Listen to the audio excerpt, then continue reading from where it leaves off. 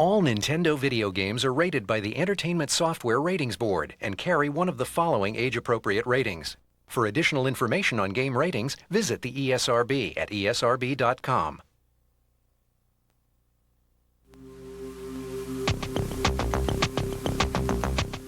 Want some great entertainment this holiday? Head on down to Toys R Us. While you're there, you can check out the great new games coming from Nintendo.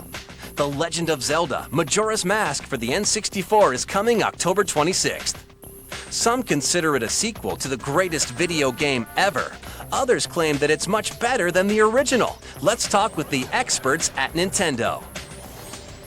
Being a sequel to the best video game of all time wouldn't be a bad thing within itself, but at the same time, The Legend of Zelda, Majora's Mask is much more than a sequel. In fact, you could label it as a sequel, but then you'd have to take everything you know about sequels and throw it out the window.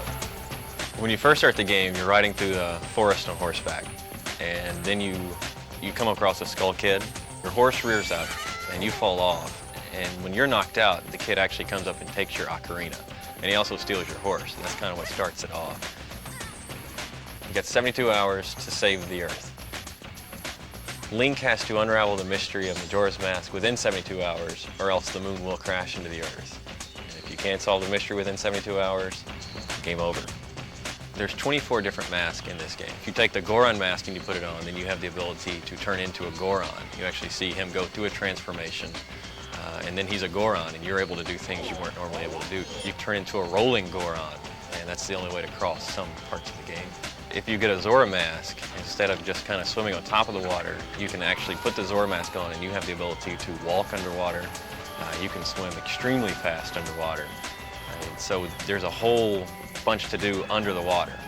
There's entire levels that take place underwater, and the only way you can do it with a Zora mask. And it's pretty graceful to watch him, kind of skim over the surface of the water. One of the things that makes the game really cool is that the whole time the clock is ticking. The moon is getting closer, and you're not going to stop any of that. You have so many things that you have to accomplish to stop this moon from falling. If you mess up even the least little bit on a couple of these things. The Legend of Zelda Majora's Mask requires the expansion pack to work. This game uses the expansion pack in a way that a lot of games haven't really used it yet. The bosses are more detailed. They'll have a higher polygon count.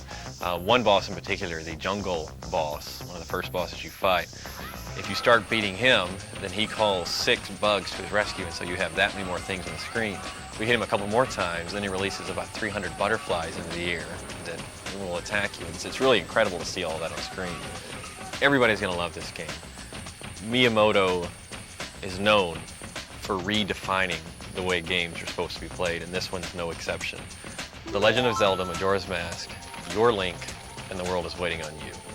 Reserve your copy now at Toys R Us with a $10 deposit, and you'll be guaranteed to get a collector's edition gold cartridge with this unique 3D label. If you reserve your copy prior to October 25th, you'll also get $10 off this Toys R Us exclusive gold controller, regularly priced at $29.99, now just $19.99 with this offer. Think that's it? Think again. Check out the sequel to the platinum bestseller Banjo-Kazooie. It's Banjo-Tooie for the N64, coming November 21st. It's an extension of an already great game.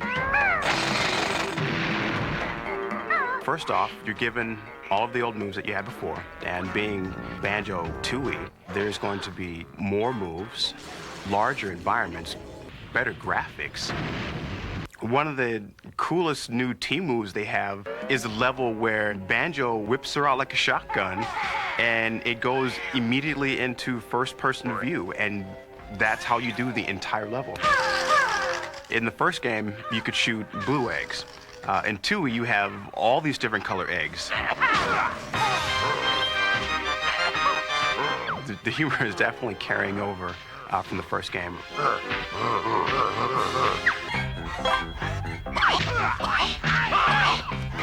Banjo 2 has definitely given me everything that I've ever expected.